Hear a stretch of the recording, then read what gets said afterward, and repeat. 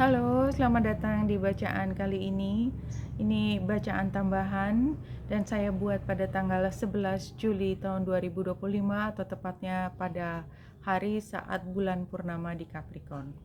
Seperti biasa, ambil hanya jika resonate dan silakan lihat description box di bawah video ini untuk rangkumannya. Pertama, bacaan ini intensinya adalah untuk menambahkan informasi terkait dengan bulan purnama di Capricorn yang saat ini tengah terjadi, khususnya bulan yang trine dengan South Node. South Node ada di Virgo dan bulan ada di Capricorn. Dan ini juga berarti di tanah ya, di elemen tanah. Kemudian saat ini juga kita baru mulai dengan musim retrograde. Musim retrograde di mana yang paling penting yang akan dibahas pada bacaan kali ini adalah pertama Neptunus yang sudah retrograde menyusul Pluto yang sudah retrograde. Kemudian Saturnus sama dengan Neptunus itu berada di Aries dan Saturnus mulai retrograde setelah station pada pekan kali ini dan pekan lalu. Kemudian juga yang penting adalah Chiron juga retrograde, juga ada di Aries. Jadi ini Aries adalah hal yang penting dan Virgo juga termasuk karena South Node ada di situ. Dan dalam waktu pekan depan Merkurius juga akan retrograde di Leo. Jadi ada beberapa informasi di sini. Pertama, Moon di Capricorn yang trine dengan South Node di Virgo itu seperti membawa kita berpikir tentang bagaimana kita merawat diri kita sebagai individu di mana kita mencoba untuk mulai hidup baru, a new human gitu ya, di dalam era baru. Apa yang harus kita siapkan di situ? Dan bulan purnama di Capricorn yang ketika yang disoroti adalah status kita, maka memang seperti kita diminta untuk menjadi lebih kuat. Ya, lebih kuat caranya bagaimana? Secara khusus kita memang perlu untuk lebih melihat ke diri kita sendiri, fokus kepada diri kita untuk merawat diri kita. Kalau misalnya energi kita lebih banyak kita berikan kepada orang lain, sekarang coba beri sedikit kepada diri kita bagaimana kita merawat diri sendiri. Dan ini juga semakin diperkuat dengan retro yang akan ada di Aries. Aries adalah about our physical body. Chiron juga tentang memperbaiki diri. Maka selain dari bulan yang trine dengan South Node di Virgo, Chiron yang ada di Aries itu juga seperti berteriak, ini saatnya kita kembali kepada diri sendiri dan mulai untuk memperbaiki kalau ada hal yang sakit, kalau ada hal yang memang kita abaikan dalam hal merawat tubuh kita. Itu memang kita harus fokuskan, dan ini adalah saat yang poten di mana kita bisa punya kesempatan yang lebih besar untuk bisa menyembuhkan, healing. Chiron is about healing tubuh kita, healing perasaan kita, healing emosi kita, healing spiritualitas kita, yang pada akhirnya karena ini adalah satu kesatuan tubuh kita, jiwa dan raga kita, maka tidak hanya dari sisi mentalitas kita tetapi juga spiritualitas dan fisik kita yang diperbaiki.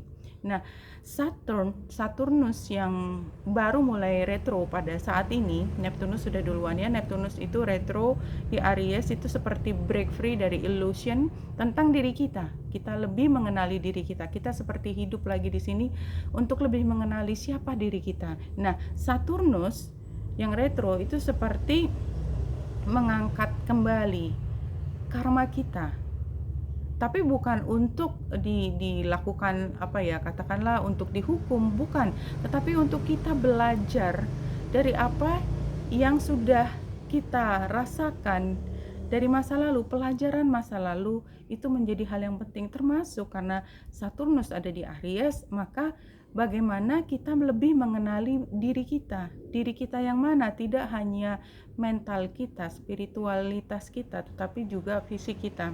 Dan nanti Merkurius yang ada di Leo itu akan segera retro, sehingga ini juga akan membawa kita pada kesiapan kita untuk berkreasi.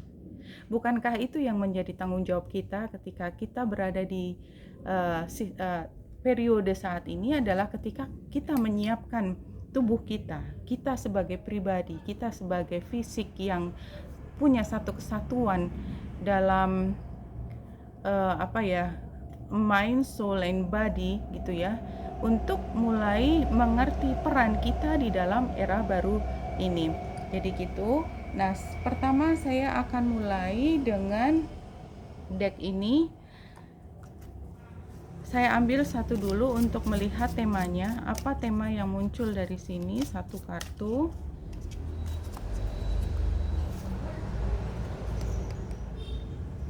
Thank you universe. Thank you universe. Saya baca dulu ya. Thank you universe for helping me see beyond the limits of fear. Thank you for expanding my perception so that I can see what is of the highest good. Jadi seperti kita berterima kasih, dan ini sebenarnya memang mantra kita yang paling utama adalah terima kasih, gratitude, rasa syukur kepada universe. Itu adalah mantra kita yang paling powerful, adalah thank you, thank you, thank you. Terima kasih, alhamdulillah, syukur. Segala macam bentuk kata yang mengungkapkan, mengekspresikan rasa terima kasih. Terima kasih apa? Kita bisa keluar dari rasa takut kita. Ingatkah kita ketika kita dikuasai oleh rasa takut? Rasanya tidak enak, rasa khawatir, badan selalu gemetar. Kemudian kita menjadi lemah, kita mudah nausea, mudah ingin muntah, mudah takut, gemetar, lemah, lemas. Dan kita hanya perlu tidur aja, istirahat dan istirahat. Ketika kita bisa break free dari rasa takut tersebut, maka kita menjadi lively, happy as possible. Dan untuk apa? Untuk the highest good-nya kita. Oke, barangkali aku ambil satu lagi untuk tema kali ini ya, masih di deck yang sama. Apa yang kita perlu untuk lihat adalah, ya ini sepertinya ini penting juga, makanya rasanya kok perlu mengambil ya. True healing occurs when I give myself permission to feel whatever feeling live below the triggers. Ya, ini adalah proses dari penyembuhan, dari healing, dan tadi sudah disampaikan bahwa healing itu adalah pada saat ini periodenya adalah paling optimal. Jadi kalau kita perlu healing tubuh kita, kalau ada rasa nyeri di bagian tubuh kita, lakukan semaksimal mungkin yang kita ketahui bagaimana kita healing. Kita minta, kita berterima kasih bahwa kita masih hidup, kita punya tubuh yang bisa kita andalkan. Kita minta supaya pada saat ini kita diberi bimbingan supaya bisa mencapai kesembuhan tersebut. Dan rasanya tidak ada orang yang tidak punya keluhan terhadap di dalam tubuhnya ya, sekuat apapun, sesehat apapun, sefit apapun. Manusia adalah manusia. Kita punya ritmenya sendiri, ritme biologis di mana kita perlu untuk mengembalikan, recuperate, merefresh lagi setiap hari, dan setiap hari setiap bangun tidur itu adalah refreshingnya kita kembali, dan kita mulai hari itu dengan kontak dengan menguatkan hubungan kita dengan pencipta kita. Oke, kemudian kita akan masuk goddess ini, satu kartu. Apa yang kita bisa ambil dari sini? Ya, terima kasih kepada teman saya yang menyediakan tempat buat saya di sini. Ya, kita lihat di belakang. Freya, Radical Acceptance. Kayaknya ini juga pernah keluar dari beberapa saat bacaan yang lalu. Tapi memang kalau kita masih struggling, bahwa kita belum menerima bahwa kondisi sekarang adalah perubahan yang besar, dan di dalam perubahan itu tidak ada proses yang sangat mudah, selalu butuh kekuatan. Dan kemarin juga bacaannya tentang kekuatan kita.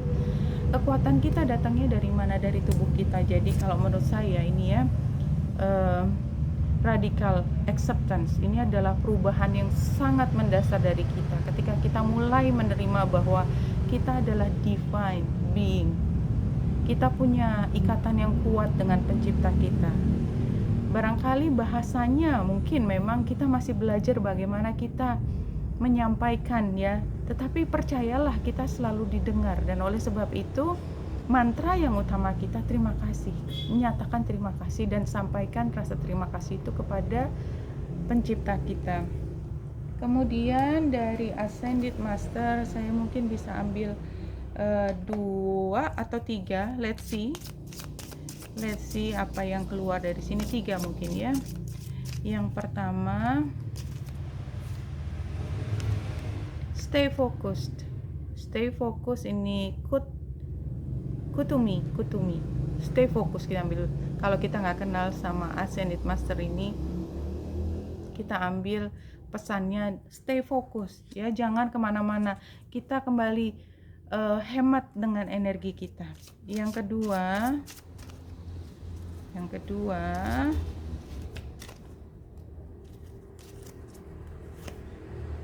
you can do it. Stay focused, you can do it. Archangel Michael ini adalah the prince ya dari malaikat. So he is very strong. Dia sangat firm, sangat tegas, dan tahu apa yang dia mau. Dan kita ingin embody energi tersebut. Kita tahu apa yang kita mau. Kita ingin sehat, kita ingin berguna, kita ingin menjadi bagian dari divine. Dan oleh sebab itu ya tadi, terima kasih, stay focus, terima kasih karena badan kita ada dan kita merawat badan kita ya. Saya paham bahwa teman-teman punya cerita luar biasa seperti drama yang ada di banyak stasiun TV atau aplikasi film, dan semua itu membutuhkan satu kekuatan diri kita, dan itu seperti dicolek, you are the main lead, aktor utama, protagonis dari drama yang kita jalani. Dan oleh sebab itu kita ingin semua happy ending. Dan dari mana happy ending itu? Ada naik, ada turun, ada jatuh, ada terluka, ada rejected, tapi semuanya kembali lagi bagaimana kekuatan kita bisa tundukkan.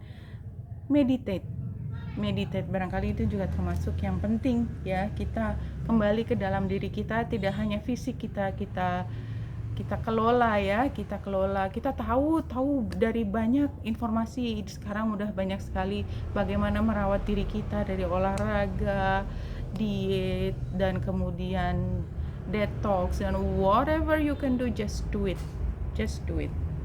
Kemudian dari Earth Magic ini saya ambil 3 kartu untuk melihat energinya.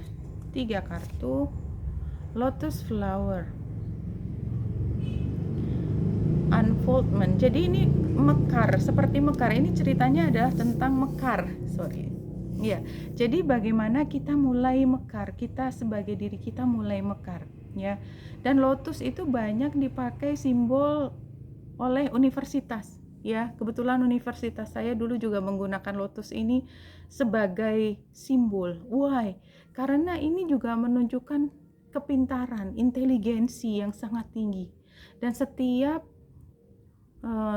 lembar dari bunga ini seperti mampu menangkap. Lotus, apa yang tidak suka dengan lotus? Dia wangi, tapi yang lebih penting lagi cerita lotus itu adalah dia tumbuh di atas air. Air yang keruh gitu, tapi dia mengambil semua dari air keruh tersebut sebagai makanannya dia, sebagai input supaya dia menjadi satu simbol yang sangat cantik, sangat intelijen ya. Dan dia berproses mulai dari elemen yang diambil dari air keruh tersebut menjadi hal yang sangat cantik ini. Dan bagaimana caranya sampai cantik ini? Dia membuat dulu semua dasarnya. Dia hidup di bawah sinar matahari. Ini adalah simbiose, mutualisme dari semua yang ada, yang membangun dari something so beautiful. Iya, saya berada di Balai Bengong, makanya saya duduk di lantai. Kadang-kadang kesemutan. Oke, yang kedua, this is so important, no? So interesting. Shaman, shaman ini ya, kita percaya atau tidak, shaman ini sering keluar. Saya juga secara pribadi, bagaimana saya bisa menyebut diri saya shaman? Shaman itu kan Kalau di dalam aslinya adalah dia yang memang diangkat oleh masyarakat untuk menunaikan tugas memimpin masyarakatnya ke jalan yang spiritual, ya. Tetapi kita beda, jadi kita punya konteks yang beda dengan shaman di sini, ancient healing wisdom, ya. Kita ambil buat diri kita bahwa spiritualitas kita itu kita tengah kembangkan, dan kita sendiri yang memimpin, dan kita akan memiliki semua kemampuan kapasitas kita sebagai shaman. It doesn't have to be dipilih oleh masyarakat. Kita memilih diri kita sendiri supaya menjadi intelijen di dalam pengembangan spiritualitas kita. Dan spiritualitas itu, saya sudah sering bercerita bahwa intelektualitas atau kepandaian yang sifatnya duniawi itu adalah spiritualitas langkah pertama. Jadi nggak ujuk-ujuk naik, nggak, tapi kita belajar dari semua pengalaman masa lalu, membuat kita menjadi pintar, membuat kita lebih mampu mengobservasi, lebih mampu mengamati lingkungan, dan belajar dari semua sudut kehidupan kita. Disitulah mulainya. Nah, setelah kita mampu menjadi lebih tinggi dari kebiasaan banyak orang dalam melihat gejala, oh ya jelas aja begini karena dia begitu. Jadi kayak kita dengan mudah melihat sebab akibat dari satu peristiwa. Ya jelas aja dia ditolak, caranya dia ngomong begitu. Ya jelas aja dia kekurangan uang, caranya dia mengelola hartanya dia begitu, tanpa kita harus mengorek informasi. It's so obvious. Kadang-kadang semua itu serba jelas gitu ya, ditunjukkan oleh lingkungan kita. Hanya bagaimana kita mengcoding semua peristiwa di lingkungan itu supaya kita paham. Itu dulu dasar, yang paling dasar dari shaman itu adalah itu.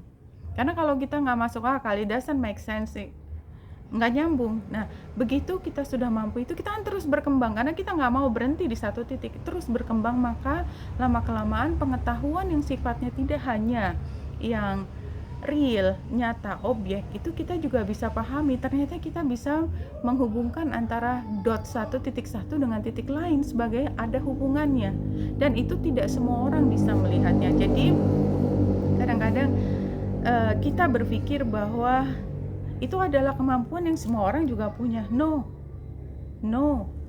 itu adalah kemampuan yang kita earn, kita ambil setiap langkah dari kesukaran kita, dari masalah-masalah kita. Kita semua keluar dari masalah itu enggak dengan tangan kosong. Enggak cuman hadiahnya itu adalah masalah yang selesai, tapi kemampuan kita yang terus meningkat. Kemudian kita bisa tidak hanya menjadi orang yang mampu bertanggung jawab atas masalah kita, tetapi kita bisa membantu orang yang di level lain yang baru melewati masalah tersebut, karena kita udah pernah berada di situ. Okay, this is so beautiful. Jadi ya, dua ini. Nah, bagaimana itu tadi bisa terjadi? Ya, karena ini udah jelas nih. So, stay fokus. Karena kita fokus, kita nggak kemana-mana. Kita mampu melihat titik mana yang penting dengan titik mana. Yes, you can do it. You can do it. Kita pikir bahwa kemampuan kita itu adalah kemampuan semua orang. No, it's you. It's you're the one. Ya, tapi karena apa? Karena kita mampu menganalisa, karena kita bisa mengolah informasi kita di dalam diri kita. Satu lagi,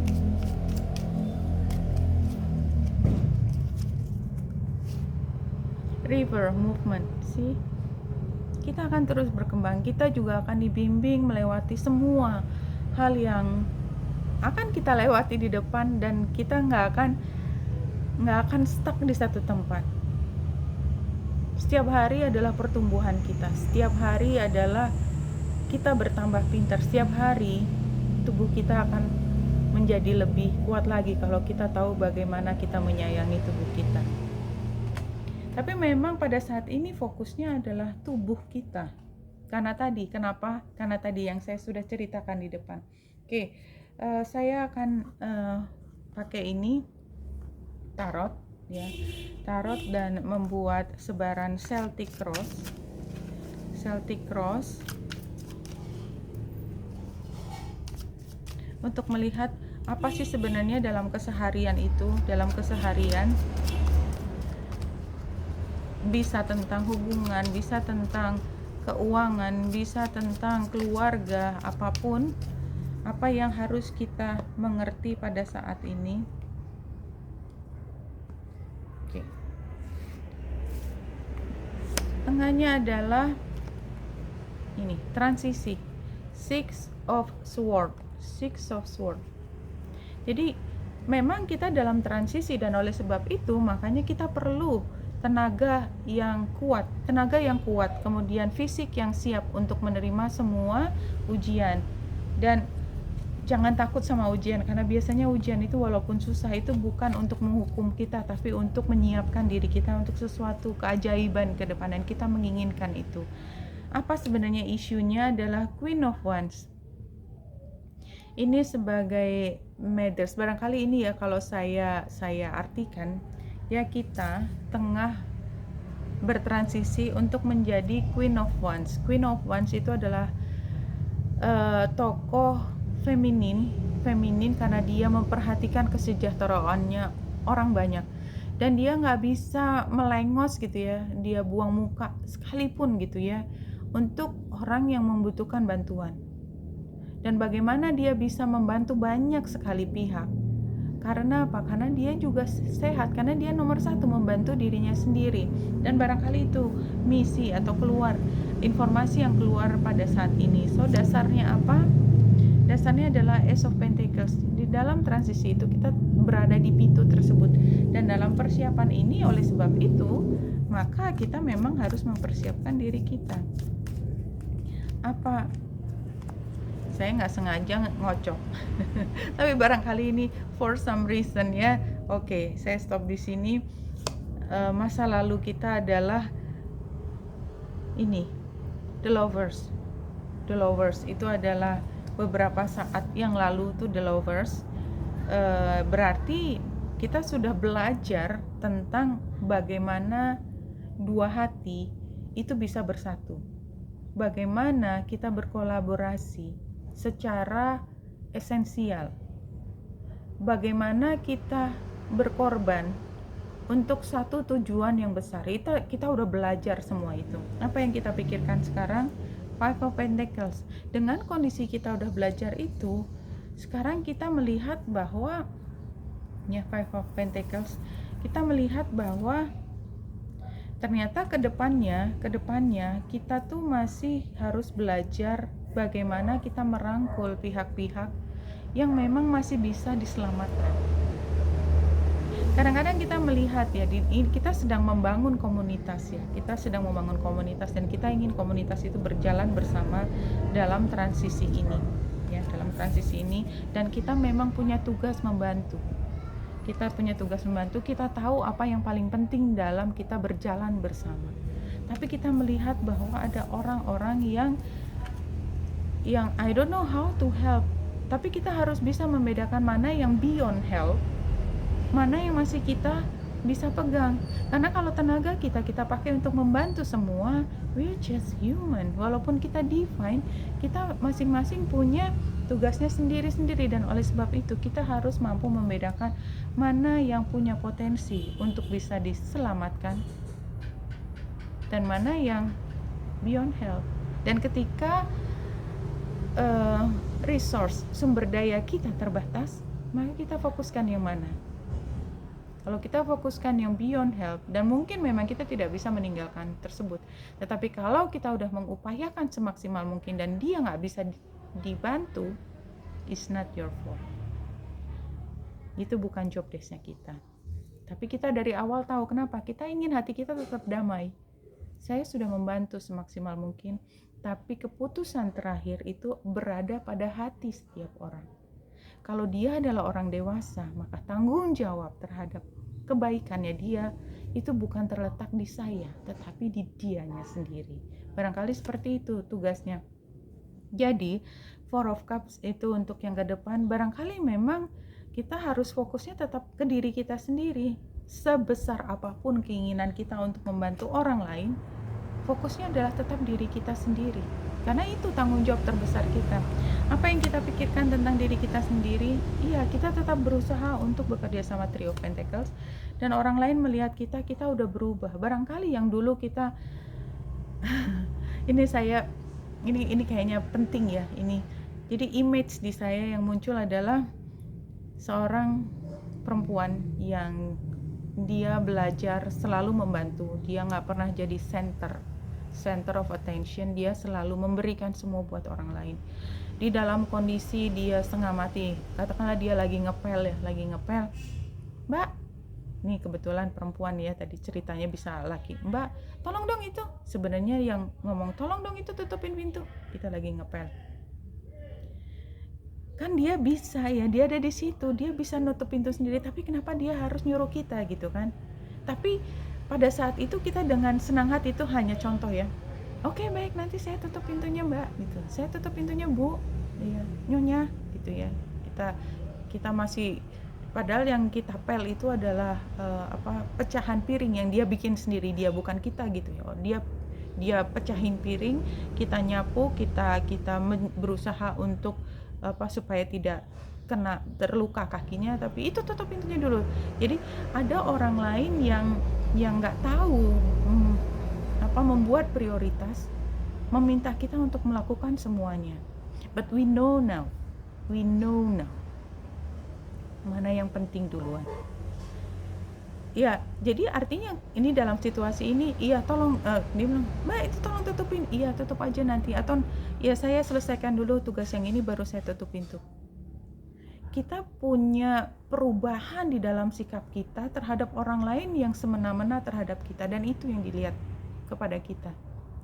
Kitanya tetap Three of Pentacles, kita tetap bekerja sama, tapi caranya tidak dengan menempatkan kita sebagai martir, tidak menempatkan diri kita di layer terbawah, di layer dimana semua orang bisa mengendalikan kita, menginjak-injak kita. No, we're not that anymore, we're not all over the place ya. Kita fokus, kita berterima kasih dengan situasi ini. Setiap orang punya masalahnya sendiri, punya tanggung jawabnya sendiri. That is very clear ya. Dan apa sarannya adalah Ten of Swords. Ya, that's enough. You grow now. Ya, you outgrow all of them. Jangan lagi ada di tempat yang diinjak-injak. Jangan jadi keset lagi. It's all over. It's over. It's over. Ya. Ingatkan kepada diri kita sendiri, kalau kita masih mengambil energi kita diinjak-injak, kita nggak pernah break free, merasa sebebas-bebasnya sebagai diri pribadi kita, bukan berarti kita tidak membantu, karena justru kita membantu mereka. Dengan cara apa? Dengan membuat mereka sadar bahwa mereka punya tanggung jawab sendiri. Secara spiritual nanti orang akan berjalan sendiri-sendiri, nggak ada nanti secara spiritual nanti saya punya ajudan di sebelah saya, nggak ada. Saya punya baggage, nggak ada, baggage-nya ditinggal, ajudannya ditinggal, baju mewahnya ditinggal, perhiasannya ditinggal, yang dia bawa hanya hati. So outcome-nya apa? Eight of Pentacles. Iya, kerjakan untuk diri sendiri, karena memang tanggung jawab kita adalah hal tersebut. Oke, bagaimana ke depannya? Saya akan ambil 4 kartu, tapi bukan cerita, hanya mengingatkan sebenarnya apalagi sih poin apa yang paling penting untuk kita ingat pada bacaan kali ini. Yang pertama adalah Seven of Water, pilihan. Seven of Water. Semua itu adalah pilihan kita. Jadi kita sekarang berada di dalam dimensi kelima, di mana ya, ini teorinya ya, bahwa timelines itu akan sesuai dengan pilihan kita. Kita punya banyak probabilitas kejadian ke depan, dan itu semua adalah creation of ourselves, our mind, body, and soul-nya kita. Kita mau milih ke depan, kita masih mau jadi seperti yang tadi, atau kita mau bebas. All is your choice. Yang kedua, untuk menutup bacaan ini, Eight of Fire, Eight of Wands. It will happen very soon. dan itu dari astrologi sudah jelas banget semua akan terjadi dengan segera. Kemudian dua lagi, yang ini adalah High Priestess. Ya, kita nggak harus keluar-keluar. Kita menjadi pintar adalah semua we earn that ourselves. Kita semua belajar dari pengalaman kita sendiri. Orang bisa pintar, dia bisa ngomong apapun kepada kita, tapi omongannya dia nggak ada artinya kalau kita nggak mau terima. Kita bisa belajar dari orang lain, kita bisa belajar dari pengalaman kita, tapi yang paling penting, center of control ada di diri kita. Nah, ketika itu sudah ada, kita tidak perlu untuk memaksakan orang lain jadi seperti kita. Kita tidak perlu memaksakan orang lain berpikir dengan caranya kita. Yang penting kita dengan diri kita sudah berdamai bahwa kita tahu dan kita nggak harus ngikutin. Kalau orang lain nggak dengerin kita, that's their problem. Kita bisa belajar dari mereka, kita tahu caranya memahami semua itu. Satu kartu lagi dari sini, apa yang harus kita perhatikan untuk menutup bacaan kali ini? Eight of Air. Eight of Air itu, ya, jadi ada bagian dimana kita memang sudah berada di tempat yang kita nggak bisa keluar dari situ. Once kita masuk ke situasi spiritualitas ini dan once kita mengerti, kalau kita sudah sampai pada titik di mana kita memahami semua dan kita bisa membedakan mana yang tanda petik smart enough, mana yang ya gitu dia masih muter-muter di satu tempat gitu misalnya, kita udah nggak bisa lagi kembali ke situ. Ketika kita sudah melihat, kita tidak bisa membuat diri kita lagi tidak melihat. Oke, dan benar-benar terakhir untuk menutup bacaan pada kali ini, saya akan menggunakan seperti biasa message from spirit, ya. Kita lihat apa yang disampaikan kepada kita.